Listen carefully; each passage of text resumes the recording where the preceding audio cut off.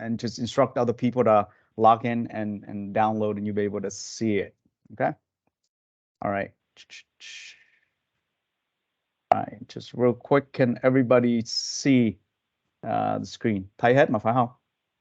All right. Yep. Okay.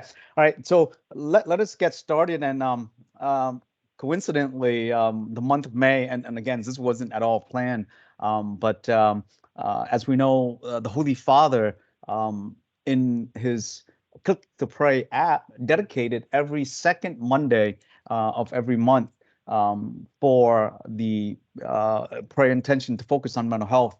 And I think it's important to recognize that in this day and age, even the church, the universal church, recognize that we need to do a better job in accompanying our young adults, accompanying our members, and recognizing being in society in itself comes with many different challenges, and in turn then impact our own mental health, mental well-being. And as we look at us being một người Kitô hữu hoàn hảo, a holistic Catholics, there are several domains that we often neglect. You know, the social, the psychological domain. Often a lot of our focuses is on the spiritual domain, which rightly so, it's key and important. At the same time, to be able to have a holistic dimension, we ought to dedicate additional resources to other spheres where a lot of our members are suffering. So with that, we'll start with the prayer here for this particular month, and this was on May 8th, which is the second day, but we'll use it today. And I think today too is the feast day of Saint Difna or Dimphia, if I mispronounce it, but she's the patron saint of mental health, which is pretty unique. And so let us start. Yeah, Nhân Cha và Con và Thánh Thần. Amen. Loving Jesus, we give thanks to you for the opportunity of us gathering here today, and as you have taught us that when 2 or 3 are gathered in your name, you are there present within us. We offer you our next hour and a half here to you. We ask that you continue to sanctify this hour so that all may be a meaningful gift to you. And we pray for our Holy Father's intention for this month, that we pray for church movement, which include the Eucharistic youth movement phong trào Thiên Chúa Thể của chúng ta, so that we may rediscover our mission of evangelization each day and placing our own charisms at the service needs of the world. We ask that you also bless those in service of young people, especially young people with special needs, with mental health needs, and with other needs. We know that they walk with our young people, those with challenges, and they often are the one at the front line helping them find pastoral support and services. May the movement and may our youth leaders, our huấn trưởng, who are dedicated in helping these, be inspired by the Holy Spirit as we also look forward to Pentecost, that the mission and the service that they do, it's all for God's glory. And we praise this in God's most holy name. Amen. Cha, Con, Thánh, Thần. Amen. Okay.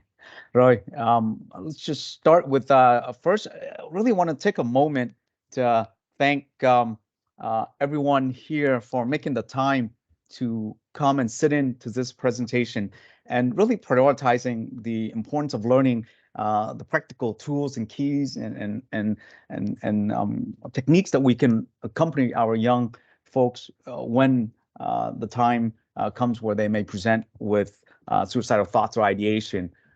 We hope that we don't have to ever utilize the skills, but nonetheless, as we look at our world, it is often more prevalent. And so as I present the session, at times, some of the point of discussion or scenarios or what we talk about may raise a trigger for you.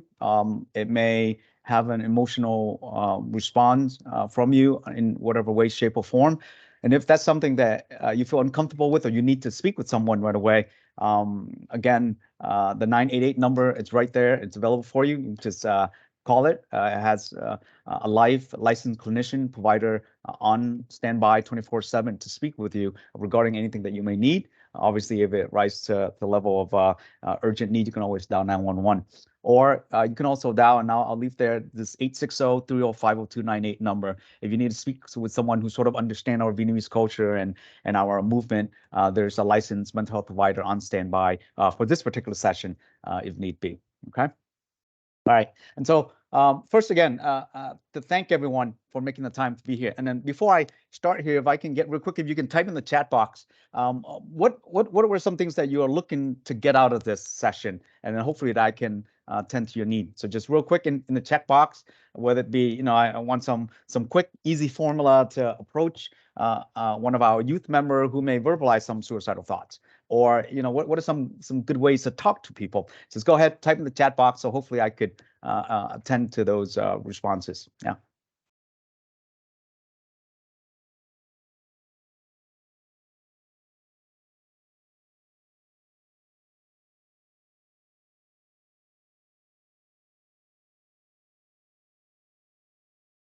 All right. So signs. Somebody said sign of suicidal ideation. All right. And Đức Dương, it's a 911 dispatcher, so I think he knows. He just want to make sure that I know, but we can also tap onto him as well. All right, others. All right, and so nhờ anh Thư monitor the chat nha, because I probably won't be able to see the chat as much. All right, and so I'll not focus much on the theory and all these things, because really anyone can Google and look up what are some of the signs of suicidal ideations, right? You can look up causes of it and etc. There's a lot of that, and I hate to waste your time much, but rather be focused on sort of the practical things that you as a huấn trưởng, you as a giáo lý viên, you as a family member may come across, and in some realistic way be able to respond and act to it. Okay, so we'll focus more on that, and this is more of within a youth ministry environment. Certainly when we talk about suicide and suicidal ideation, it's quite complex and it's quite massive, often dedicating several classes just focusing on suicide and treatment. Right, but real quick, let's just tackle some of the definition real quick here. All right, so suicide. Well, first let me look up here. There's awareness and knowledge, how to respond to youth, go to sleep and not wanting to wake up. All right, thank you, Tiffany. We'll cover that too. Show how empathy without overstepping. Excellent, which is one of the key to it. I'm on the road, I'm listening to the session, can't use the phone as much. All right, Hai Ying, that's fine. You can unmute and speak at any time, what to do and then say, etc. All right, so good. All of those, believe it or not, we'll tackle all of it. So real quick, what is suicide?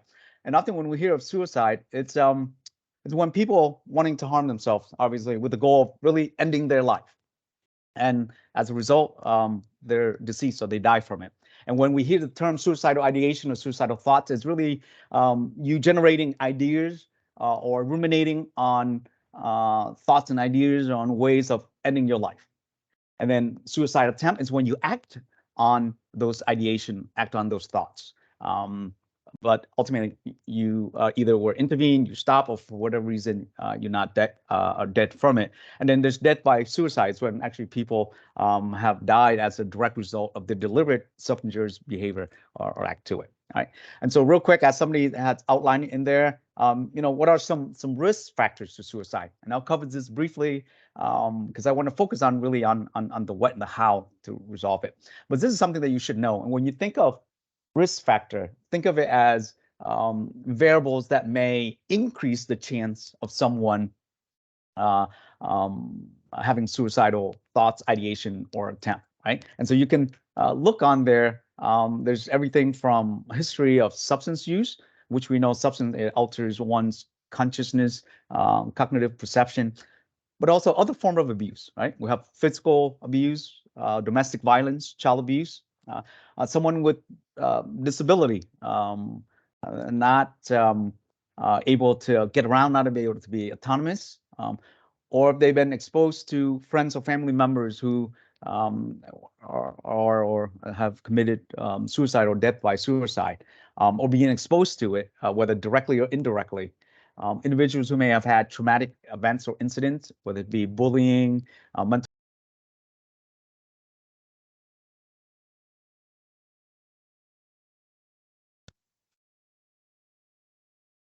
Anh Dương ơi, anh unmute.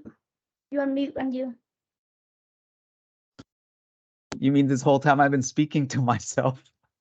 No, just recently, khoảng chừng 1 phút, khoảng chừng chưa đến 1 phút, but mấy Okay.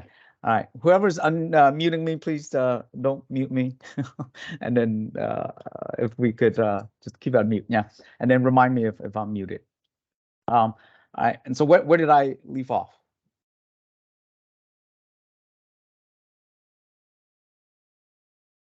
Anh đang nói tới cái khúc mà often people want to suicide because they have the problem with their. Okay. All right. So I'll just go back to on some of the risk factors. Yeah. So the risk factors is variables that may increase your chance of suicide or ideation. And when you think of suicide, it's really a complex and painful, intense emotional experience that one is experiencing. And literally in that moment in time, all that they can think of is ending their life as a distorted belief that that will fix and solve their problems. Right?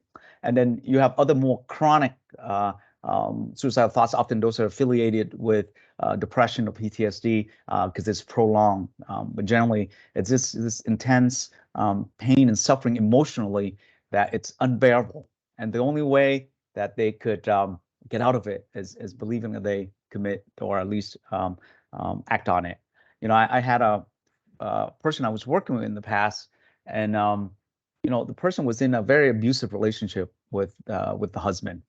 And at the time, literally in speaking with this person, you know, very intelligent, college educated, but in that moment of pain and suffering, all that person said is, there's no way for me to get out of this abusive relationship unless I die. Like literally, that was the belief. And we certainly can have empathy for how difficult and how painful that may be. And so back again on the charts, these are just some of the risk factors that may increase suicide. And if you look at it, I touched base on it earlier, whether it be having someone who have passed away, there's some kind of loss, whether it be relationship loss of a loved one, anything that's traumatic in nature, mental health, history of substance abuse, child abuse, etc. But if you look at all of these different risk factors, you know, they all share this one commonality. It's this sense of broken relationship. Again, I'll highlight it. It's a sense of broken relationship. And as this sort of isolation, they're sort of secluded to themselves. Certainly there are options and there are resources they can attack with, but at the time, that's what they feel. They feel they're trapped. They feel that they're stuck. They feel there's no way out. There's no meaningful relationship. There isn't a sense of purpose in life anymore. And just kind of imagine how painful that may be for someone to go through with that, right? So those are some of the risk factors. And so we can see this common sense of a lack of meaningful attachment relationship to people. All right. All right. And then when we talk about risk factors, and then let's also highlight some of the protective factors. And keep in mind how this will come into play as you then can use it to assess whether or not someone is more at high risk or moderate risk, or someone who is a low risk. And then what can you tap into to help that person? So really protective factors are variables that may decrease the chance of that person actually thinking about suicide or thinking about hurting his or herself. These are variables that may then get the person to really value life and see meaning and purpose, right? So you look around, there's attachment with parents, they're excelling in school, they have academic goals, they have career goals that they want to achieve, they have resources, whether it be a therapist or a provider or a mentor, a coach, a spiritual director, someone that they can speak to. The community is safe, that there's a sense of identity, overall sense of resilience, meaning they can bounce back really well, or they have endured other challenges and are able to regain back their resiliency, friends in school, and etc. And so if you look at the protective factor versus sort of the risk factor, whereas protective factors, it screams out or it highlights a lot of meaningful relationship, positive relationship, sense of identity, versus the other where there's a lack of relationship, there's a lot of loss. So recognizing that and how you could really highlight or at least approach someone needing help. All right. And then someone mentions warning signs of suicide, and these are more severe signs, and then I'll talk more of some of the subtle signs that we may often miss, right? And so if someone's making suicide threats, that's quite easy. Look, I feel like I don't want to live anymore. I just want to die. To point blank, bluntly say so, right? So that's always easy. Some of the harder ones, they may have low self-esteem. They may not see a meaning and purpose in life. There's a short future. They feel alone, isolated. They feel like they have no support, no companion. They engage in risky behaviors. And again, when you look at risky behavior, it's really a self-destructive behavior where you no longer see or value yourself. So you allow yourself to undergo these self-destructive behaviors, drastic mood change or other self-harms behavior, right? So all of these, now keep in mind, isolated by itself, it does not flag severe or some high indicator. Often these are work together. They sort of shared characteristics. Just because someone have a substance abuse issue or a dependency concern, that doesn't mean that they're automatically gonna have suicidal thoughts, right? And so when you approach people, often and there isn't a particular cost, it's just really a lot of life influence and interaction. So be able to see what may be practical and what may not, and really apply it to you. Okay, all right.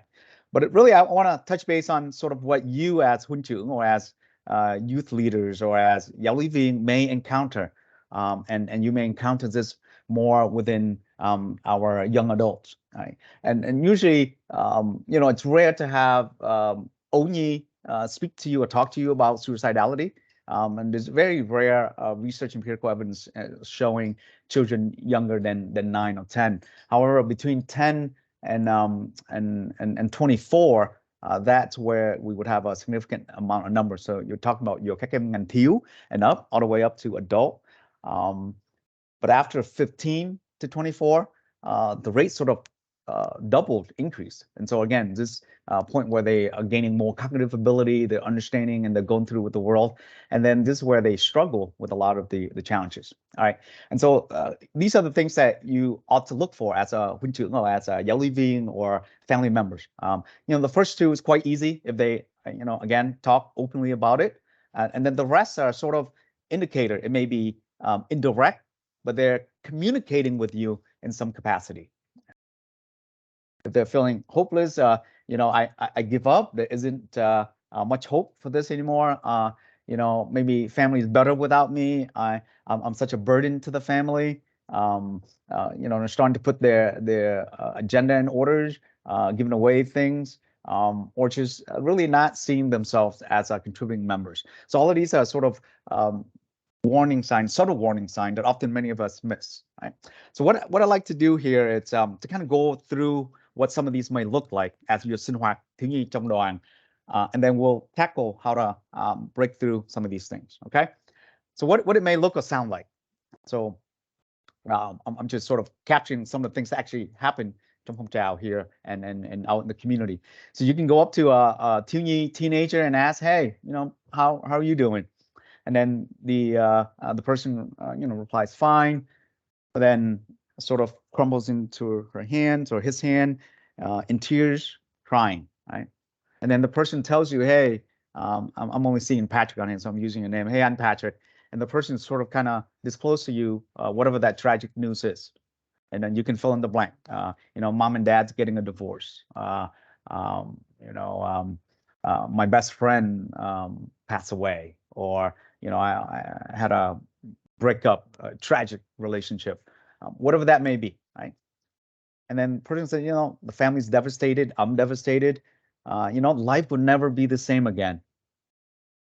And then I don't think I can cope with this. I think it would be easier for me to just end it, right? Right. So in the chat box, right, if you can just type what flagged you right away as you hear this.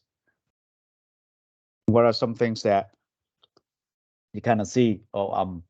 Risk factor, protective factors, right? And so we're kind of helping you here to kind of analyze and see what's important, right? Right. So what stood out for you?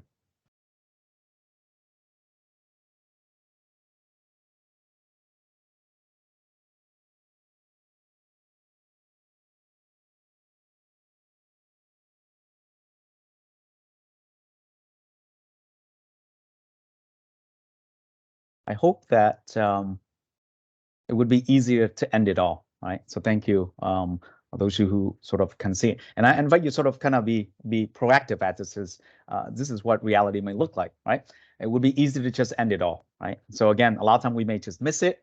All right, the second one, another team member, admit she's been struggling with a lot of schoolwork, and the work it's just perfunctory. It has no meaning.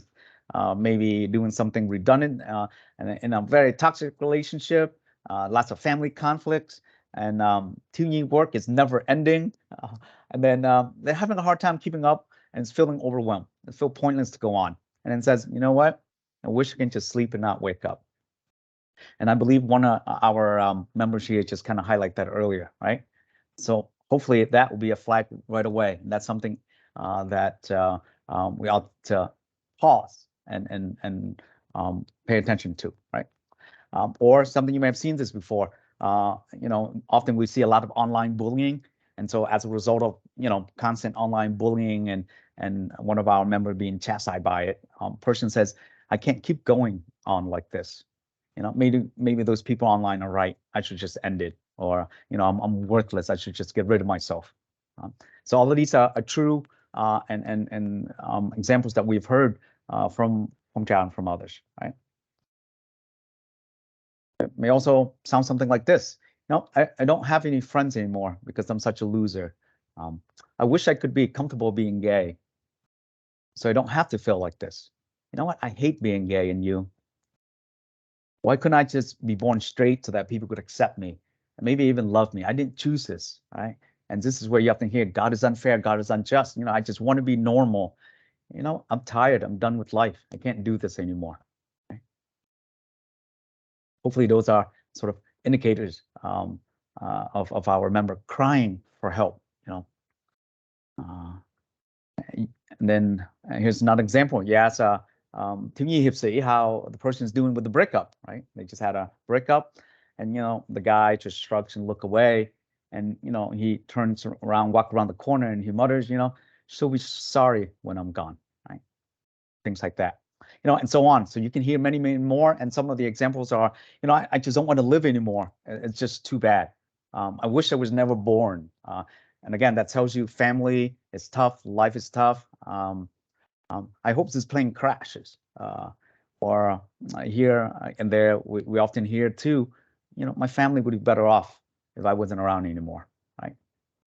So maybe shows of hand, how many of you here have sort of encountered someone, doesn't have to be a team member, could be anyone, and have encountered someone who may sort of passively throw out these thoughts for you? Good. Let's see. Wow, I see a lot of hands. Wow. Okay. And I'm curious to know, in the past, how have you dealt with that? Those of you who raised your hand.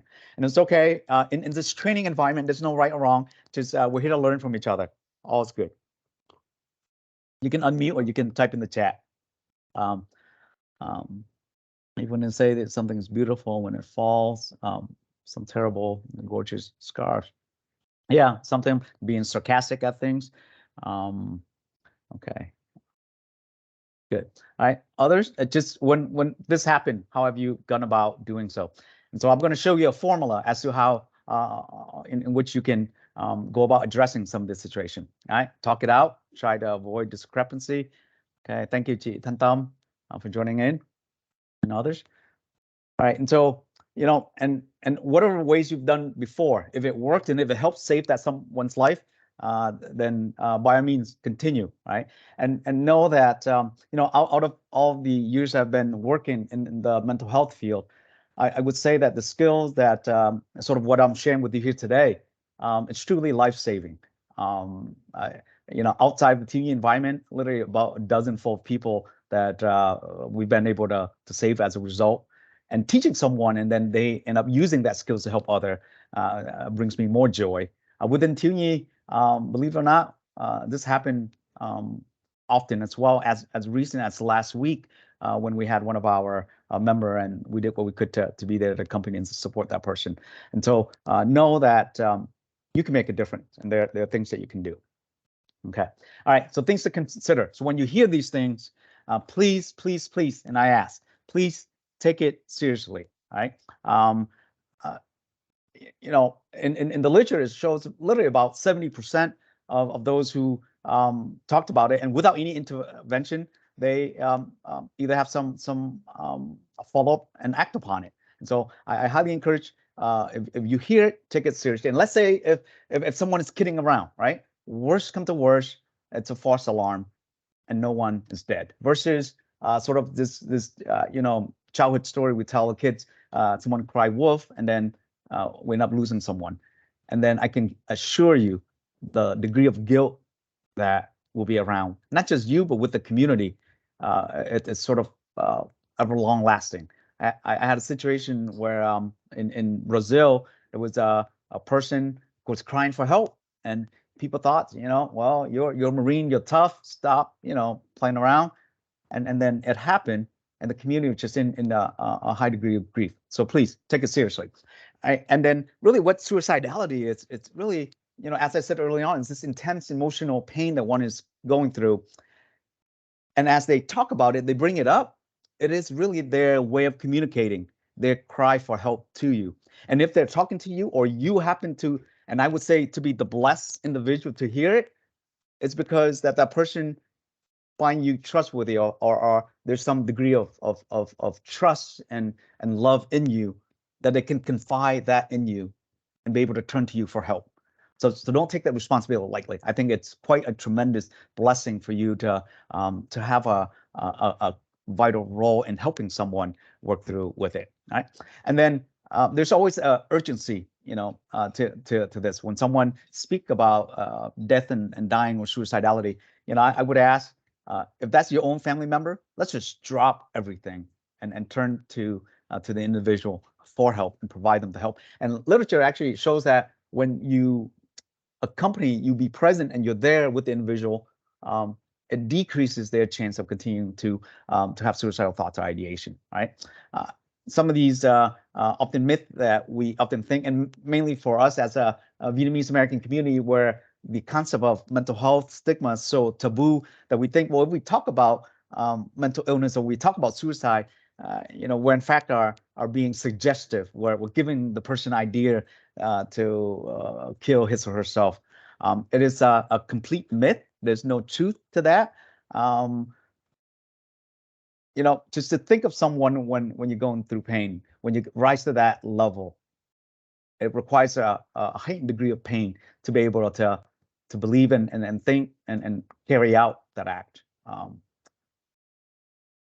I've done this talk numerous times, and I myself have talked about it. I talked to Sky about it. I talked to the family about it. And I hope that can be an example that it does not plant a thought in Sky's head. And she's sitting here listening to me right now. It does not plant a thought in Sky's head that when life gets rough, commit suicide, right? Or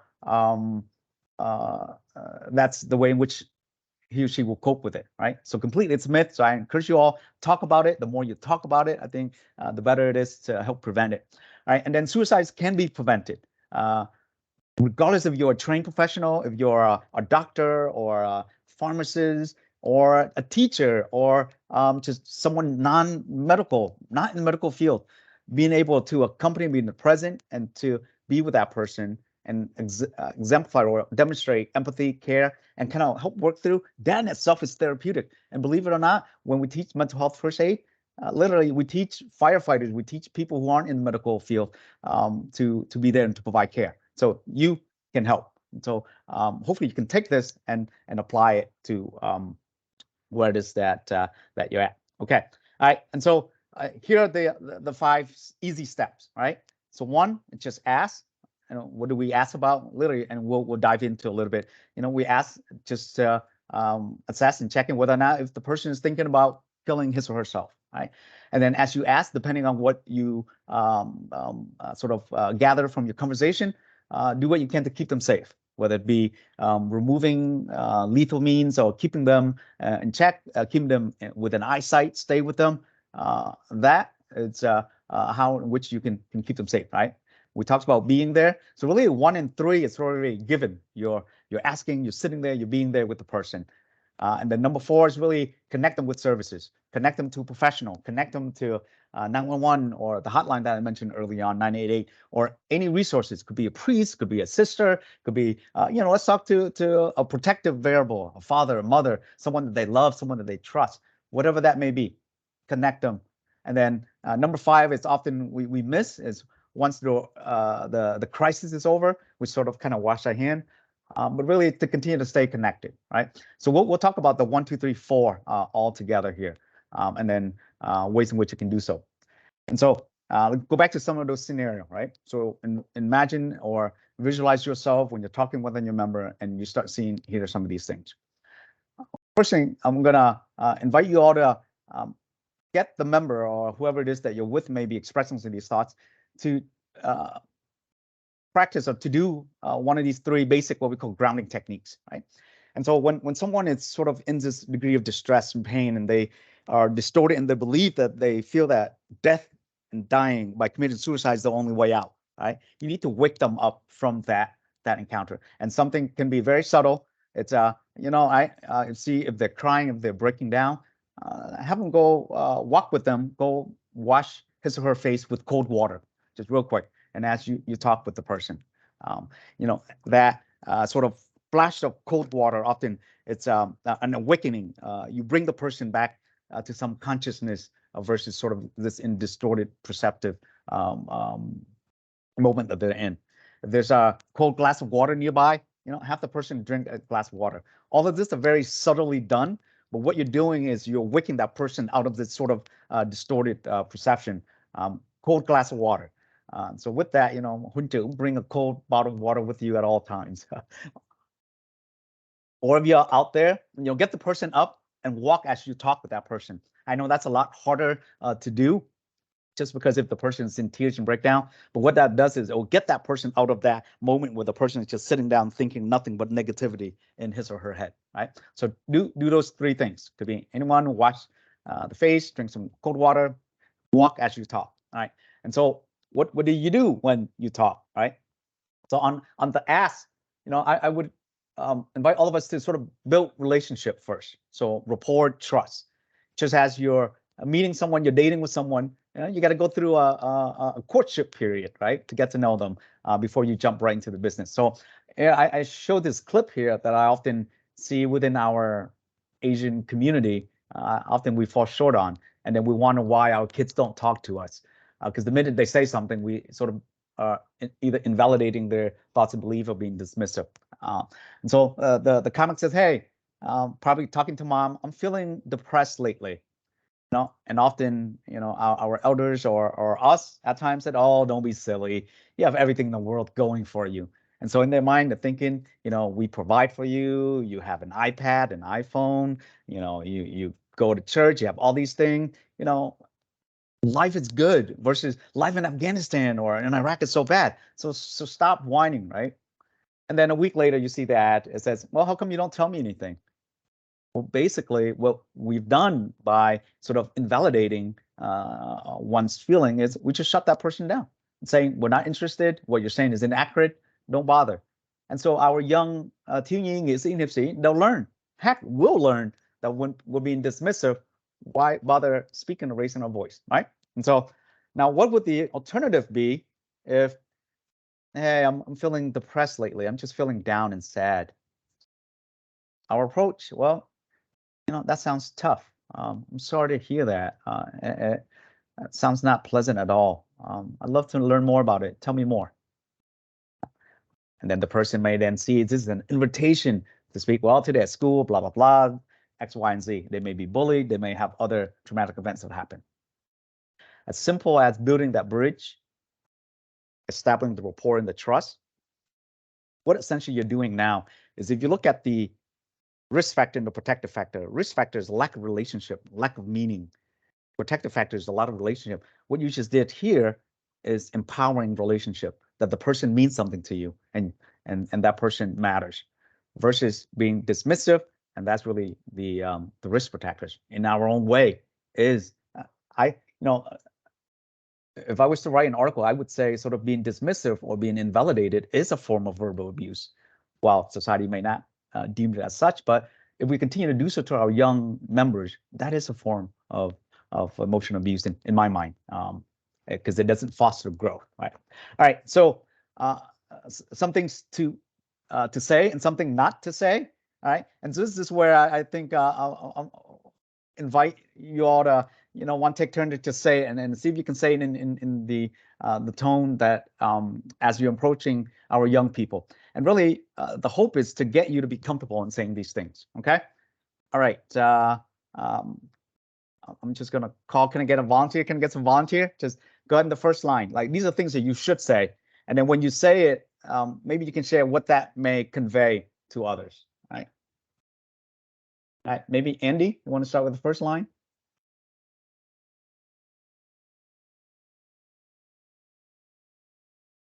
There are many, Andy, I'm sorry.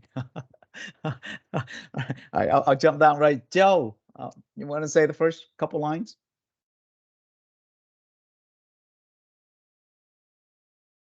Just read it right across? Yeah, just read, no, just on the left column only. Oh. I am sorry you're feeling so bad. Second one? No, I'm so glad you told me. It means a lot. Right. So to those of you sitting there hearing it, what message are you receiving? All right, you can type in the chat box.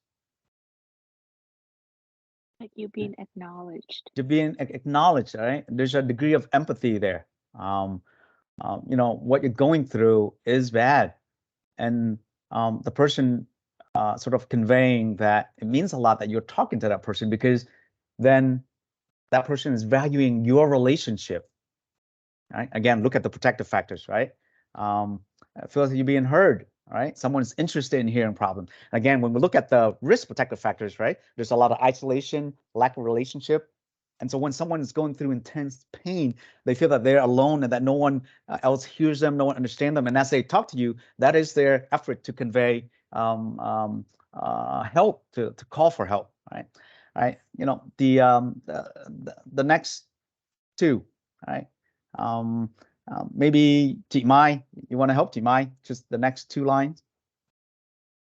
Sure. I want to know. Let me help you. I'm here for you. What's on your mind? Tell me more. How can I help? So soothing. Thank you, Jay. Yeah. There's a point to some of those soothing sounds. It convey a sense of maternal love, maternal care. And often some of these individuals, depending on the situation, they lack that sense of maternal care and attachment. And then if you look at early development, if you look at any sort of individual with psychopathy or severe mental health or disruptive behaviors, and if you assess what we call the golden period, the first 5 to 6 years of life, you will see there's a lack of strong attachment with their caregiver, right? And so being able to kind of instill some of those sense of attachment and love and care. Again, you want to know how can you help? You're giving the person the power to. You're interested. You want to learn, and more importantly, it's I am here for you. I am here.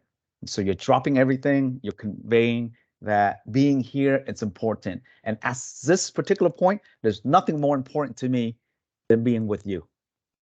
That itself is powerful to convey to someone when they're feeling that they need to help. All right, and then the next line, maybe Đức, can you read just the next line only? Fourth one up. There's help. You don't have to go through this alone. Getting back to sort of what I shared early on too, is when an individual is going through their experience, they feel that it's just them. They're alone. They have to go through this fight on their own, and they're fatigued, they're tired, they can't endure this much longer, and they just want to end it. And being able to emphasize, and again, through that grounding, the water in the face, the cold water, if you're up, you're walking around a little bit, you're sitting close, now you let them know that they're not alone. And why? Because you are sitting right there as well. You're physically there, you're talking, even though you may not fully understand what they go through, and I'll cover that in the next column. But the fact that you're conveying that, there's help, and there are other people who can help, and there are those who've gone through it and have been successful at it, right? And so those are some things that you can rely on. All right, and then the last three. Any volunteer want to do the last three real quick?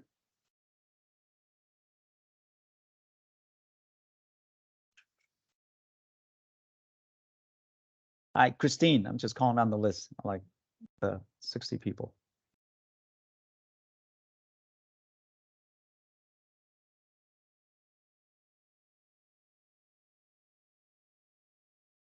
All right, I'll just go. Go ahead, Joe. Where are we? All right, the last three. I care about you and don't want to lose you. Let's keep you safe. You're important to us. Let's find someone who can help. I am not going to give up on you. We'll get through this together. And so I'm sure as you're listening to it right now, it may seem out of place just because we're not in that situation. But I can assure you, when you're sitting across someone who is feeling suicidal, being able to say, and then say it in your own way, of course, and then use your relationship with that person, however ways you feel comfortable. But the essence, the substance is there. It's, look, life may be bad and I don't have all the answer, but I'm not going to give up on you. I'm going to find ways. I'm going to look for ways, but I'm not going to let you go through this alone. I'm here with you. I'm going to go through with you, right? And so similarly to that very last line, right? Speak in a tone that you can convey authenticity, care, and thoughtfulness with it. But if you look at it, it really convey how much that person is loved and cared for. And this is where you can, based on your protective variable that if the person has a brother, has a sister that the person loved, or there's something that the person hold dear with, and that's something that you can use to talk about.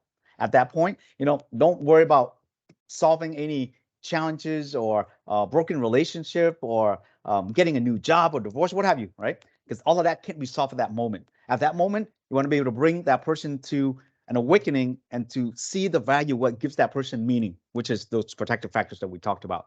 And based on your relationship, a lot of time, if you don't know, you can just look and assess the person, right? If the person's well-groomed, the person's in school, the person does sports, whatever that may be, use that so that you can bring to the person's awareness that that person is loved, is cared, is important, and society, community, phong trào, thiếu nhi, the church, lớp giáo lý, we do not want to lose such a valuable member trong cộng đoàn, right? So those are things you should say, do say. It conveys empathy, it conveys genuineness, before we get into the actual ask, okay? Don't jump in right away and say, hey, you're feeling suicidal, right? Without sort of kind of knowing what the scenario is. All right, so the things not to say, and I'll just say it because I don't want to make you all sound bad. I know exactly how you feel. I think early on in psychology, we're always taught to, that's the right thing to say. Just say, I know how you feel. Hell no, you don't, right? Nowadays, it's their story, their life, what they experience, and they own their story. As much as we can try to understand, we can never ever walk in that person's shoe, and especially at that degree, that level where they just want to hurt themselves. Okay, so don't say that. Don't say, hey, you're just thinking too much about it. Don't be so dramatic. And I think this often in our elder community that we hear this a lot. You're doing so well. You're just overthinking it. Stop it. Or we hear this a lot, how can you say that when someone expresses that they want to hurt themselves? That's such an awful thing to say. Why the hell would you say things like that? Or why would you say that? The next one, why are you letting those things weigh you down? So if the person is dealing with breakups or relationship or bullying, what have you, and then follow up with that blank, whatever it is it worth killing yourself over, right? So automatically what you hear is just a lot of invalidation. You're not regarding that person's thoughts or feeling. Not only you're putting that person's down, but you're conveying a message that the person is weak, that the person has no cognitive resource to deal and cope with it. And then in fact, you're blaming that person, because when you say something to the degree of why, right? So, and I would invite our huấn trưởng, anything that you can ask with why, ask with what, right? Instead of saying, why are you late, right? Or you can say, I'd love to understand what is it that caused you to be tardy to class. You can see how the tone changes, because when you say, why are you late? You're automatically pointing finger, accusatory, you're blaming, you're saying that person is at fault. Versus, I don't know, so I hope you understand what got in the way of you being here on time. And so we're not accusing, we're not pointing fingers, but we're inviting the person to come and talk to us, to share with us what that may be. Okay, so I would invite you all to cross out why. Don't use why as often. All right, use a lot of what, right? And so again, why would you say that? And so you blame the person. Why are you letting those things weigh you down? You're accusing the person. All right, and then next line. That's not going to solve anything. Thinking about death and dying, or, oh, stop it, you're just trying to get attention. And often, I think sometimes some of us believe that, oh, they're just doing it because they want attention. You know what? What if, and that's okay, if in fact they're asking for attention? Is there a way of communicating to us their struggle? Perhaps we ought to pay attention to what they're going through. When we say, oh, stop it, getting back to that comic strip, all that we're doing is saying how you feel isn't real. It doesn't matter, and I don't want to hear it. Literally, right? When you tell your young children, when you tell your peer huấn trưởng, when you tell other, stop it, right? Basically, you're just saying, zip, I don't want to hear it. I don't want to have anything to do with it. And that's what you're conveying. So imagine when someone's going through those intense pain. So don't do that. Or, oh, you're not going to kill yourself. Cut it out. Or, look at the last line, and I think some of us, we use this, oh, that's a sin, right? Don't, you're not going to do it. It's a sin. You're going to go to hell for it. Is that the most appropriate time to bring that up, or at least to talk to an individual who's sort of rather do nothing more than just to end his or her life, right? All right, and so the other one we skip, you need to man up, just get over it. It's not going to be like this for the rest of your life. Just try a little harder, right? There's a sort of underlining emphasis when you say just, for example, right? Just get over it, or just try a little harder, meaning that it is so easy to do so, and why aren't you doing it? Again, minimizing the person's pain and suffering, that you just need to do it. Kind of like the just do it slogan from Nike, right? Just do it without thinking, without thought, no mind. Very easy and effortless to do. And this is essentially what you're saying to that person is, it's really not a big deal. Why are you making such a big deal out of this? Just get over it, right? All of those are, I would highly recommend you not to use it. And I'll share this slide with you so you can have it when you approach and talk to someone, right? All right, so now as you engage, you build the relationship. All right, let's actually get into the ask. So I'm going to give you these three-step process, right? So this has been sort of validated by the Columbia Suicide Rating Scale, but I catered it to our Tingy sort of meaning and the color and everything else, right? So first, and as you ask, and then we'll go through the scenario and we'll give you exactly sort of what you can say. Assess for thought. Is the person thinking, all right, about it? That's it. And then if the person is thinking, is there a plan? And then if there is a plan, is the person intending to act on it? So thought, right? Some kind of plan, and there's some intent to act through that plan. Okay. All right. So let's go through this formula. Anyone can do this. You don't have to be a provider. Just think about it. TPA, right? Thought, plan, and act, or acting on it. TPA. For those who have life insurance or benefit, TPS or TSP, something, but come up with your own way to remember it. So thought. In a lot of our therapeutic relationship, we often encourage sort of open-ended question, right? And so that is not at all the case when we are assessing for suicidality. This is one of those rare exceptions where I would highly recommend you ask point-blank, close-ended question and be comfortable in asking. Okay. All right. So thoughts, basically, you having suicidal thoughts, and we'll get to that. If the person says yes, right, that person is in the low risk category. And now if the person says no, I don't have any thought. Whew, you're good. Thanks be to God. Person doesn't have any thought, right? If the person says yes, then the person, just keep in mind, the person is in a low risk category. And then you ask the next question, and then we'll talk about some of the empathy the right way. But then the next question you ask, is there a plan? Do you have a plan of taking your life? Do you have a plan of hurting yourself? Do you have a plan of suicide? And if the person says no, thanks be to God again, but the person's still in low risk because the person has a thought, right? But if the person says yes, I have a plan, and the plan is X, Y, and Z, right? And believe it or not, if they have a plan, when you're working with people with suicidality, in my earlier days, I just didn't believe that people would tell me. But in fact, again, this yearning and calling for help, they're there with you and they will tell you. I had a federal agent who said, yeah, I thought of drinking bleach. I had one on drug overdose. I had one on just, you know what? I don't know, just walk on side of the street and just keep walking, closing my eyes and see if I get hit by a car, right? If there's a plan, and because they are so distraught, and in that relationship they built with you, they'll talk to you about it, right? And so, yes, if there's a plan, then that means they're in the moderate risk. And in this instances, again, you assess risk protective factors, the things that we talked about early on. You stay with the person. So for our team's sake and our church setting's sake, if it's in the moderate plan, you do not leave the person alone. You stay with that person. It does not need to be high risk. Moderate risk for team just because of the limited resource. Stay with the person. Make every attempt to remove access to the lethal means. If it's a weapon, a knife, a rope, what have you. Just whatever their plan is, as they've said there's a plan, and then get them help, right? Connecting with help, and we'll go through the scenarios in a second. Now, if they say that yes, there's a plan, then your third question is, do you intend to act on it, right? And so sometimes they said no, I'm just thinking in my head vaguely, but I don't have any plan to act on it, right? Nonetheless, there's still a moderate risk. So continue to carry out with moderate risk, stay with the person, remove access, lead to meeting, etc.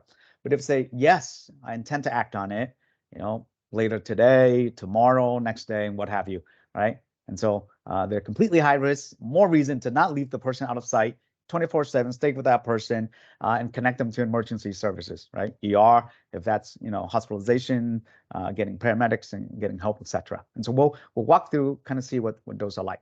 So real quick, just 3 questions. All right, thought, plan, and intent. Any one of us can ask when we're working with someone. Okay, so I'll color code it there. So remember, and then we'll go through the scenario and you will apply this. So thought, yes, low risk. No, no risk. All right, so if it's yes, is there a plan? All right, yes, there's a plan.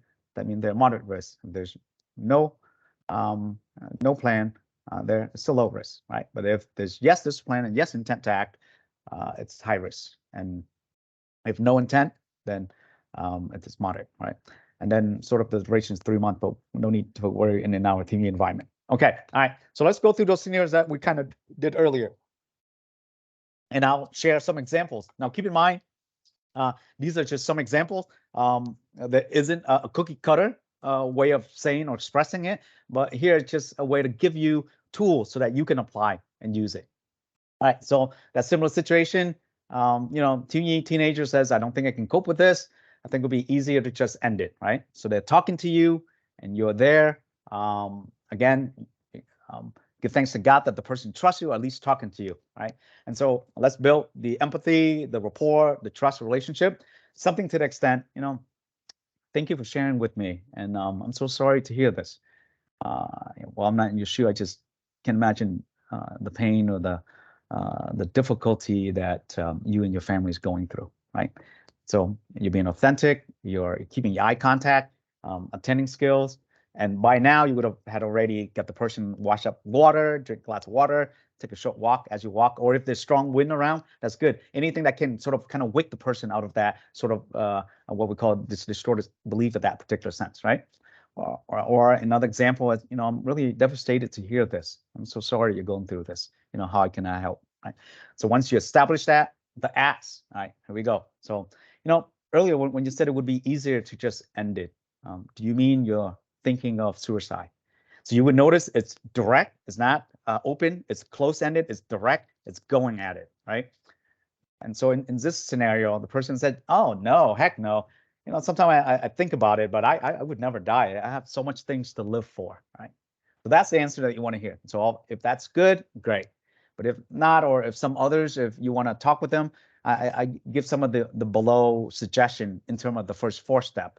So you ask, you're being there, you connect them with help and services. You can say something to the extent, you know, I'm really concerned about you. I want to support you in getting the help that you need. How about we talk to someone right now, right? And so when someone is going through pain, you need to be persistent at it. You know, this is not when in normal situation, right? If people tell you to butt off, then butt off. But if someone is expressing suicidal thoughts, you know, I think it's our responsibility to do what we can to keep that person alive. You know, so some other example. You know, you sound very hopeless about your situation, but you know what? There are resources that can help. There's a couple crisis line work that I know, or there's a hotline that I know. I can connect you with them. And it doesn't always have to be crisis. If you know a priest, or if you know, hey, I can connect you with anh Dương, I connect you with chị Bảo Hạnh, or chị Thanh Tâm, bác sĩ Chi, whomever who may be a professional in the field. You know, certainly recommend that. Perhaps you have a higher chance because they know those individuals. A lot of times the referral to the mouth is always easier, right? Or again, conveying thought and care. I care about you, you know, and I can't leave you feeling this way. I need to know that you have someone to talk to, and I need to be sure that you get the help that you need, because you're important to us, and I care. So something to that extent, right? Right. So this is the no, right? So now let's try another one, right? So the second one that we said earlier. Teeny member admit that he's been struggling with a lot of schoolwork, Teeny, etc. And the person says, you know, I wish I could just sleep and not wake up. So I think one of our attendees on the call here gave that example, right? So build the relationship, empathy, rapport, many ways. You can use what was said before, or something to the extent, you know, it sounds very difficult and it's overwhelming. And it must be difficult for you right now. You mentioned earlier that you feel hopeless and that you can just wish you can sleep and not wake up. Are you having thoughts about killing yourself? So again, go back to use the exact quote or words that the person said earlier, and then ask directly, right? Close-ended. Are you having any thoughts about killing yourself? All right. So now the person says, well, yeah, and you, yeah, I do have some thoughts about it. And so getting back to the formula, if it's yes, thoughts, next step is plan, right? And so, you know, have you been thinking about how you might do this? Or, you know, with the thought of taking your life, what's your plan? And I know for some of you, it might feel so awkward to really talk about when someone's saying they're going to hurt themselves and then you're asking if there's a plan. But believe me, science has proven this and evidence research has supported this. Ask the question, because then it will help you to know how to help the person to help save a life, right? And so if you're on now and you're mute, that's okay, but rehearse saying it so that you can condition your tongue, condition your mouth to say, have you been thinking about how you might do this? Or have you been thinking about how you may kill yourself? Have you been thinking about how you may hurt yourself? Use their own words, right? So what you want to do is use their own words. Have you been thinking about how you can just sleep and not wake up, right? I invite you to do that now. Go ahead, you can stay on mute, but rehearse so that your tongue are actually talking and be comfortable to say death, kill, suicide, the term that your youth member are using. Because the alternative is if you're unable to, you won't be much help to the individual. Yeah. All right. So now, have you been thinking about how you might do this? And they said, well, no, I know I think about it, but I don't really have a plan. So again, thanks be to God, it's good. There's no plan, but that's still, you know, low risk. And this is where then, whatever it's meaningful to that person, whether it's life, family, girlfriend, church, you know, talk about that. think back of a time that you were so happy. Speak to one of that happy moment that you've had. Or if you have some relationship with the person, oh, you remember the last camp that we went to? Or, just last week when I saw you did this, X, Y, and Z. Start that conversation and steer in the direction of those protective factors or protective variable. Essentially, what you're doing now is that you're waking that person out of consciousness.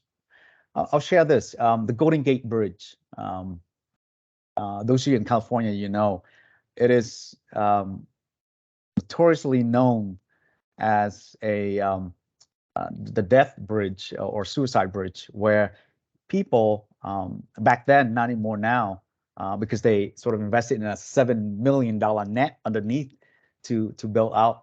But back then, before this happened, literally people would fly from overseas, come to San Francisco so that they can go on the bridge and jump off. And just because the height of the bridge and the velocity once you take off, upon impacting the water, it's really dead on sight. And back then they would have counselors kind of patrolling the bridge and to help them to talk to people. There's only been a handful of 2,000 people or so who've jumped and died. Yes, that many. There's only been a handful of those who actually jumped and survived. And so our psychologists did this research on them. They get them all together, and I was blessed to meet one who was a Coast Guardsman in my time at the Coast Guard. And all of them said this, that the moment they took off, it's when they regretted jumping. Again, bringing to awareness that grounding behaviors, that technique that I said early on, that waking that person's up, whether it be drink of cold water, wash the face, get up and walk around. That's what that does. It's sort of awaking out of this sort of distorted perceptive view. And so all of them says, yeah, the minute that they took off from the bridge is when they regretted it. Then afterwards, all of them went around to give tours and talk on suicide prevention, right? And so to help you with that, all right, so when the person says yes, thought, there's no plan, low risk, use those protective factors, still talk relationship, and do the number 5, check in, follow up, or still, I would say worst case scenario, when in doubt, refer to services, connect with someone, okay?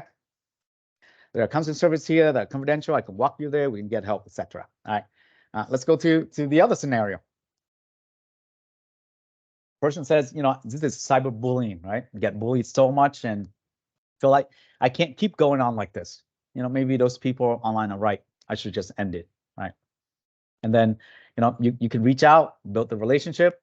Well, I read about your post today, and I'm so sorry. I really am. It's not easy to receive those bullying comment and to hear that you're having a hard time with it.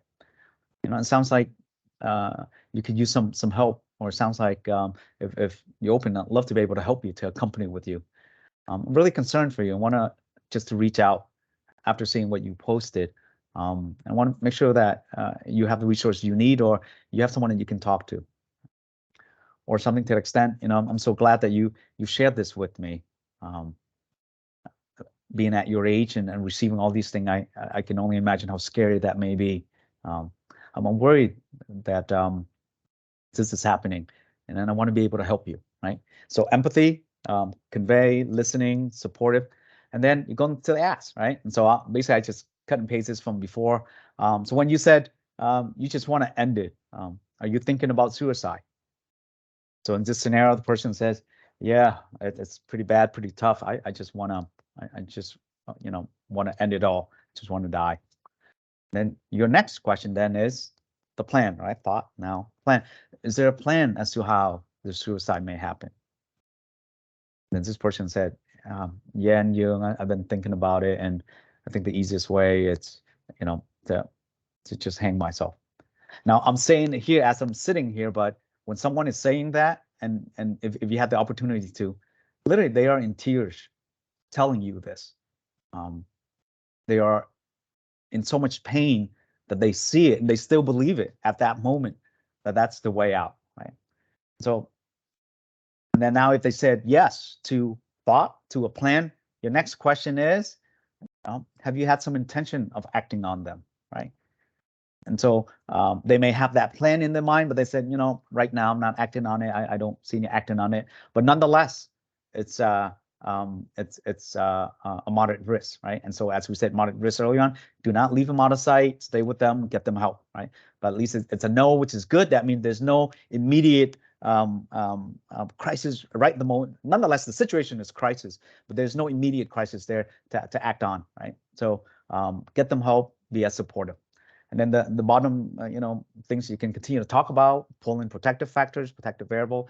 Just want to let you know that, you know, you're not alone. And life sometimes can feel incredibly overwhelming or feel incredibly difficult.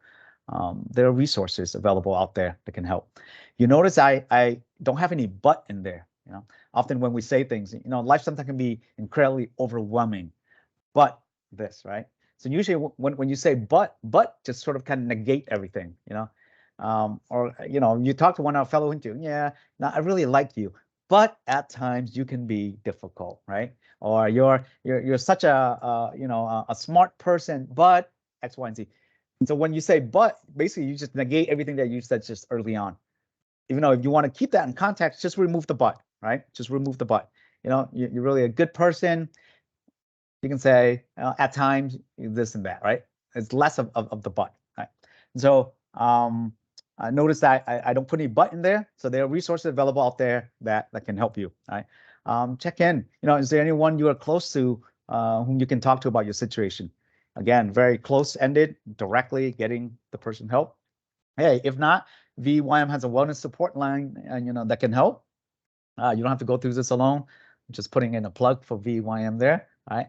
And then I put a note in the bottom. If you're dealing with virtual members or Huân trưởng 18, when they're feeling the way that they do, you ignoring it and not say anything, and you can do so in private. You know, I think it's the worst thing that you can do because they're vulnerable, and if you can say the right thing, for example, you know, sounds like you've been having a hard time. You know, I'm here if you need to talk. Just by that alone can have a significant impact on someone. I certainly have done it, and I've seen it online, and I've reached out, and other team members have sent it to me, and I reach out to the person. Just know that you yourself, you can help. There's a lot that you can do. So please take a lot of these and apply. Right? All right. Last scenario, right? So this is the one where, you know, they feel because of their sexual orientation or sexual identity, you know, I didn't choose this. I just want to be normal.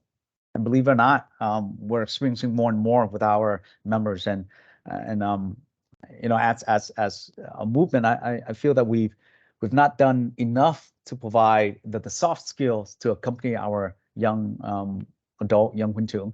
And it'll be an effort within this year, next year, to provide more of these kind of tools for our Huân trưởng to accompany our people. So more to come on that. But back to this, I digress. So I want to be normal. I'm done with life. I can't do this anymore, right?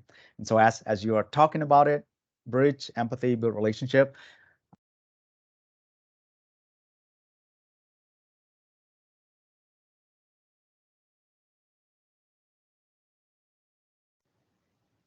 You're muted again. And you are mute. Good. Or something, you know, it must be difficult to feel like this and constantly have life just stacked upon you. And if you understand what they go through, I think speak to it would help. You know, in some of my interactions with individuals who identify as LGBTQ, you know, I said, I can never ever feel and experience the way you feel, because I am not in that shoe. But I'm just trying to visualize, imagine myself not wanting to feel that way, but biologically I just do. There's no control over it. It's kind of like there's this big Christmas party everybody gets invited to but me, and it's just really tough, right? So be authentic, be able to speak to it. If you can relate, that can help. But again, never say you completely know what it feels like, right? You know, I care about you. I'm here to support you, regardless of who you are. And then this is where I think, you know, religion and theology and and how we're all created in God's image, and all of us have a role in person. Be able to highlight that if there's a nexus to the protective factors, something that they've done well, if they have a role in đoàn, if they're đội trưởng, if they're ngành trưởng, if they have a responsibility. Those are contributing roles and responsibility that they often are sort of not reminded of. So remind them of how meaningful their role can be in the community, right? So once you built that, and now the ask is, when you said I'm done with life, I can't do this anymore. Are you thinking about suicide, or what do you mean by that? Or are you thinking of taking your life? However ways you want to ask, but that's the window to ask direct, right? And so then the person says, yeah, it's unbearable. Being gay is not easy, and especially being in Thieu being a Catholic. I just can't deal with this anymore. And so then our step 2 is, obviously empathize and journey with that person. But in your assessment, is there a plan as to how suicide may happen? Yeah, I thought about it. I'm just gonna go home and take a bunch of Tylenols, empty it out, and just get on bed and see where life takes me. Right? And so empathize, be with the person now. And then now you assess for intent, right? So the last question, right? Have you had some intention on acting on them? Person says, at this point, the person is breaking down, tearing, or just unable to hold themselves together. They're at the point where they just want to end it all. That's where you being present, being there with them as much as possible, right? And so some of the things that you can say, I outline it on the bottom. I'm your friend, or we're here for you regardless of who you are. I'm here. Many people are here. Or if you have other friends or family that you can call. This is where emergency hotline, police, ambulance, what have you. Because at this point, they clearly are intending to take their lives, right? You're a good friend. I can't lose you. You've made such an impact on the community. So again, back to some of the things I talk about, highlight the protective factors. Again, I think it's powerful to say, regardless of what happens, I'm not going to give up on you. I'm going to be here. I want to get you some help, and we're going to do this together. I don't care what you say. I don't care what you think. I'm not going to let you die, right? So I think something to that degree that convey how valuable that person is to you, right? And so with that, the 4 steps, I hope that's helpful to kind of see how things go. I want to pull back to this sort of 3 steps so you all remember, right? Thought, yes, low risk, be with them, support. There's a plan, yes, that's moderate risk. If it's no, it revert back to the previous level of risk. And then if it's yes, there's intent to act, that's high risk, right? Obviously, anything with the yellow and the red, do not leave them alone. Do not leave them out of sight, and be there with them, right? And so resources, where can you send them? So there are a ton. If you're in school, there's a counseling center. If you're in your town, there's your own community service board, mental health. If you're within many churches, they have providers, parishes, or even Catholic charity has a lot of Catholic counselors. You can always call 911, right? Obviously, life-threatening situation, you can call there. Đức here can certainly weigh in. Or the new suicide crisis hotline number, 988. So you can call. The easy way to remember, instead of 911, you take the 9 minus 1, you get the 8, right? So it's 988, or just 9, 1 number down, 988. Very easy to remember. Highly encourage you to talk about it to các em. The worst thing is when các em feel like they need some help, but they don't know who to call, right?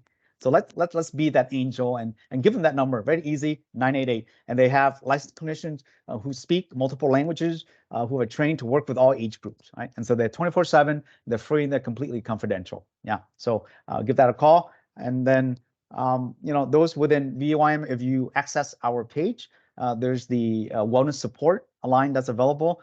And it's not just for mental health, it could also be for medical, special needs, spiritual. We have a team of dedicated volunteers who are standing by to help. Again, ultimately, we're here to convey a message that you matter, and what you do, your involvement, your membership to Phong Trào, to the church, to your family community, that is vital. And we want to be a resource for all of you. All right.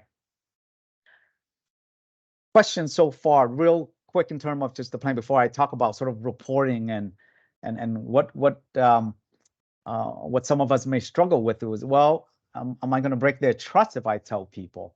Or if they say, hey, anh Đức or chị Joseph hoặc là anh Angela, I don't want you to tell anybody, right?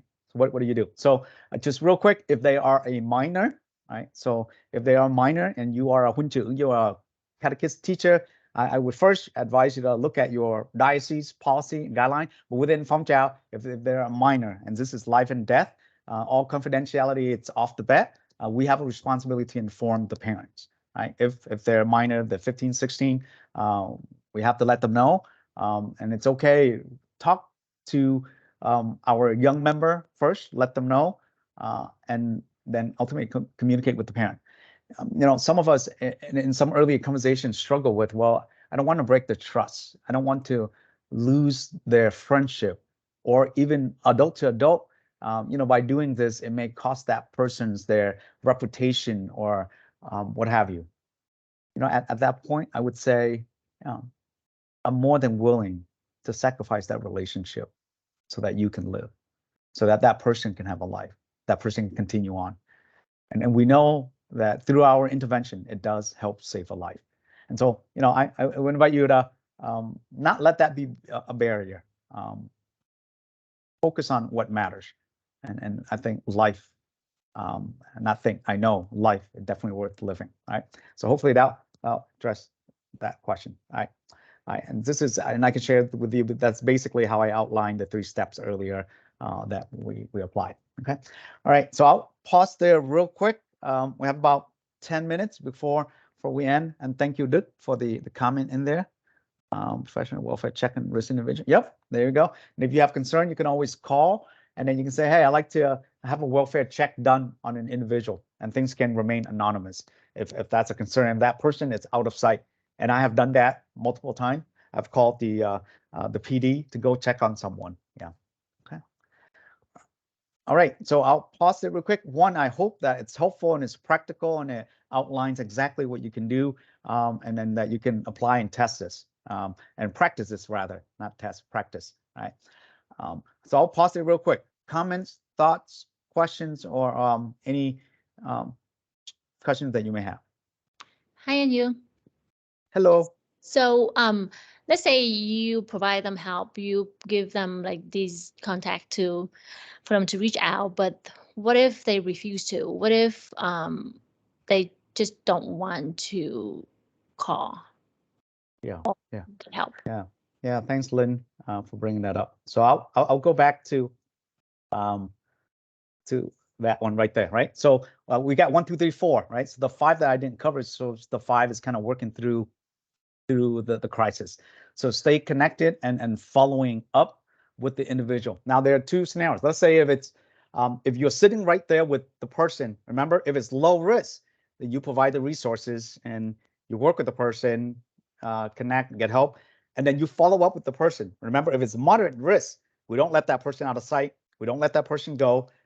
We sit with that person until that person kind of gets some help, right? Because within our environment, moderate risk is concerning. Now, unless we sort of in my setting where we're a licensed provider, we can do a full assessment, we can sort of factor in all the risks and protective variables, then I would be comfortable if they're moderate risk and that I put in place enough planning or intervention to support the individual, then I would be comfortable.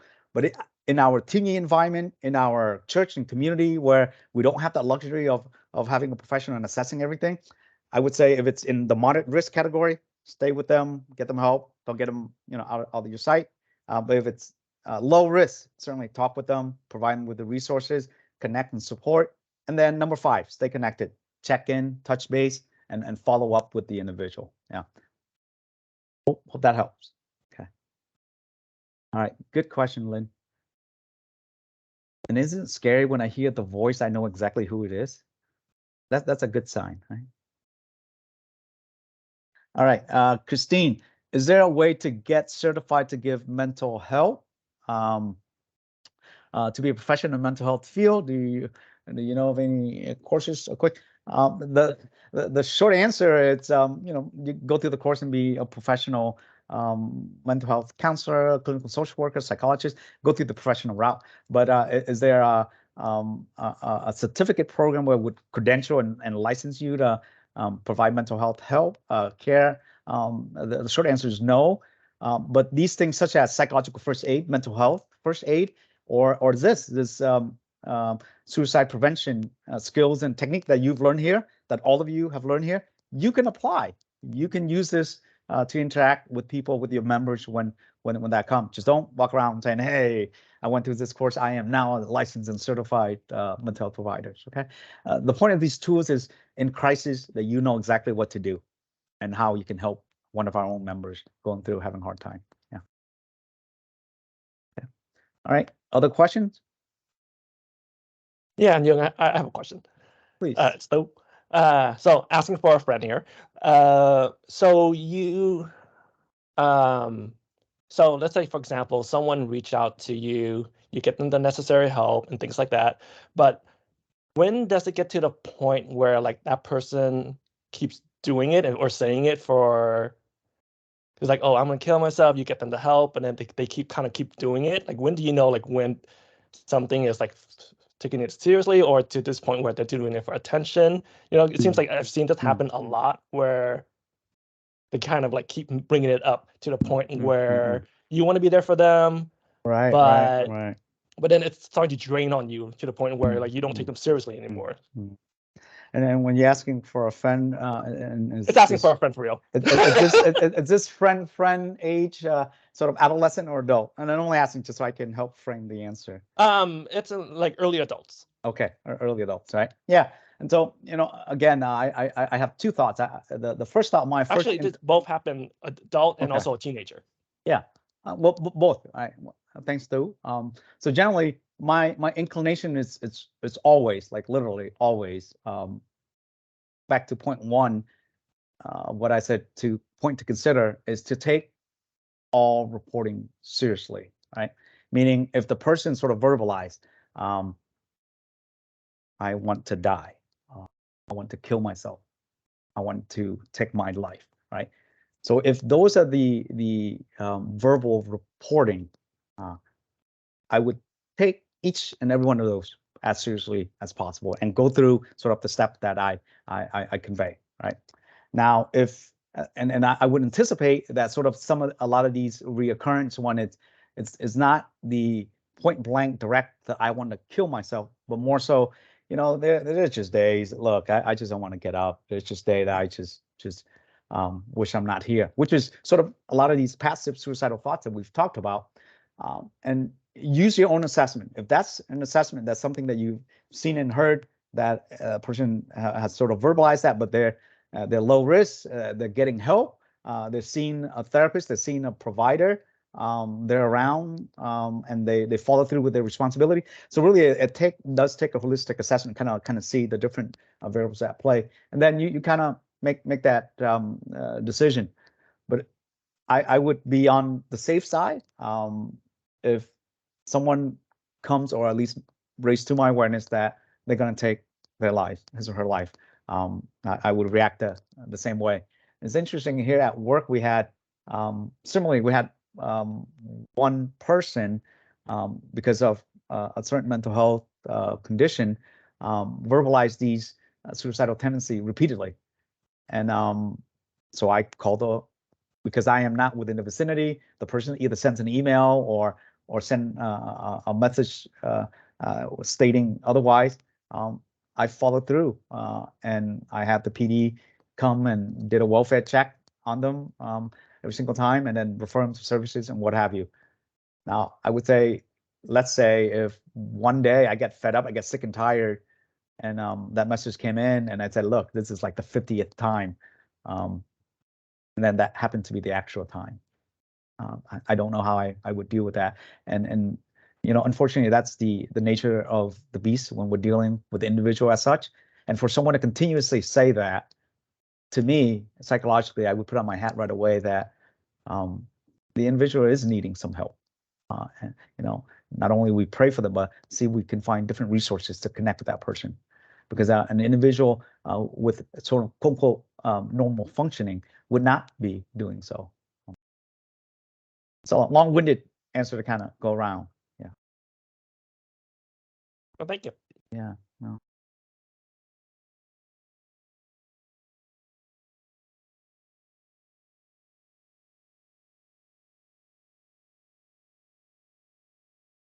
Right. Chị Thanh Tâm shared a comment there. Yeah. Thank you, chị. All right. Any other questions? All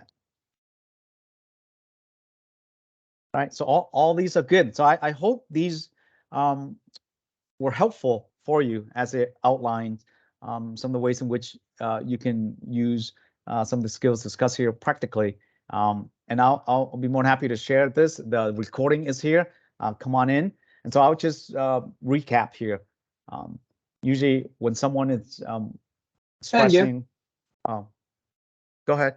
Yeah, before you recap that, can I ask you a question in regarding that? So is there a case where you could see the person self-esteem is not there, and as well as like depressed, and you come and approach them and ask them how you feeling, and they say okay, but you don't see that you don't see it's okay at all, and then you're trying to approach and talk to them, but it's more like they keep saying they're okay, but you feel like there's something wrong. Cover it with fluff. Yeah. No, good. So Yang, thank you for bringing that up. What can we do in that case, and what actions should we do? Yeah.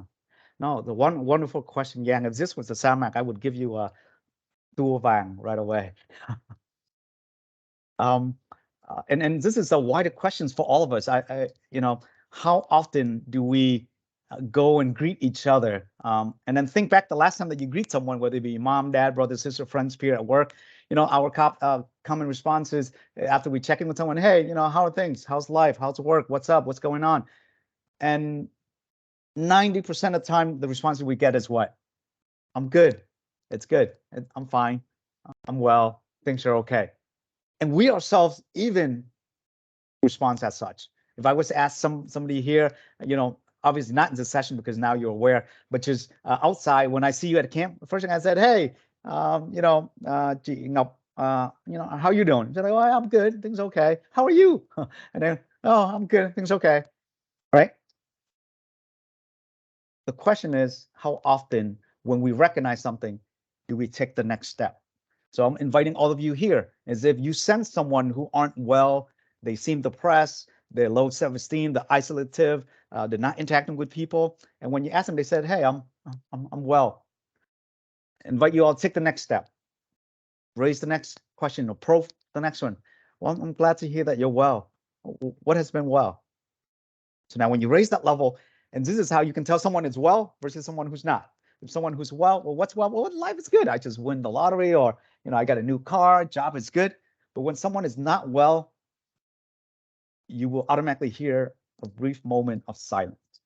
And that's where then you can assess. They may be looking down. They can't think of anything. So if someone is saying well, and they can't think of all the possible things that's going on, they can't give you something that's well. Think about it, right? That is quite it's hurtful to really not have any joy at the moment. And that's where then you can raise the next question is, as I check in, and it seems from my last experience or from my experience working or talking to other people, when someone is unable to speak to something that they're happy about, chances are that they're going through something difficult. Chances are that they're going through a hard time. Chances are that there are things that aren't well.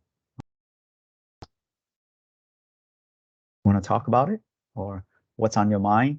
What may be preventing you from speaking to the things that are going well, right? So you kind of see, a lot of times we ask, how are you? And then we just drop it and at that. So I'm inviting you all, how are you?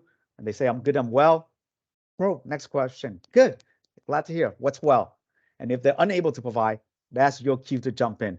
Well, I noticed the last month or so, you are always very gregarious, you're very hyper and energetic.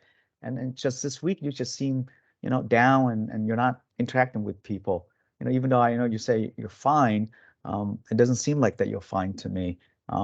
What's going on?